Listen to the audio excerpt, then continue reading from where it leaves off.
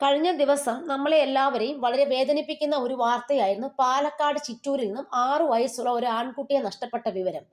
ആ കുട്ടിയും ആ കുട്ടിയുടെ ചേട്ടനും തമ്മിൽ എന്തോ കശപിശ ഉണ്ടായി, അതിന്റെ പേരിലാണ് ആ കുട്ടി ഇറങ്ങിപ്പോകുന്നതും. ഇതിൽ നിന്ന് നമ്മൾക്ക് എന്താ മനസ്സിലാക്കാൻ പറ്റും? നമ്മുടെ കുട്ടികൾക്ക് ആദ്യം വേണ്ടത് അക്ഷരം പഠിക്കുക എന്നുള്ളതല്ല. 2.5 വയസ്സ് തൊട്ട് നമ്മൾ അംഗൻവാടിയിലും പ്ലേ സ്കൂളിലും ഒക്കെ വിടുമ്പോൾ കുട്ടികളെ ആദ്യം പഠിപ്പിക്കേണ്ടത് അവർക്കൊരു മെന്റൽ എഡ്യൂക്കേഷൻ കൊടുക്കുക. അക്ഷരങ്ങളൊക്കെ നമുക്ക് പിന്നീട് പഠിക്കാവുന്നതാണ്. മെന്റൽ എഡ്യൂക്കേഷൻ വഴി കുട്ടികൾക്ക് ഇമോഷൻസിനെ എങ്ങനെ കൺട്രോൾ ചെയ്യാം, അവരുടെ ബിഹേവിയറിൽ നന്നാക്കാം, അവരുടെ സ്വഭാവ രീതികൾ എങ്ങനെ നന്നാക്കി എടുക്കാം.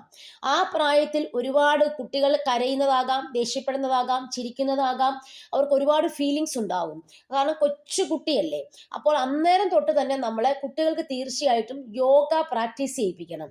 കുഞ്ഞു പ്രായം തൊട്ട് യോഗ പ്രാക്ടീസ് കൊടുക്കുകയാണെങ്കിൽ കുട്ടികൾക്ക് ഒരുപാട് ക്ഷമയും സഹന ശക്തിയും അതുപോലെ കാര്യങ്ങളെ ഫേസ് ചെയ്യാനുള്ള എല്ലാം കിട്ടും.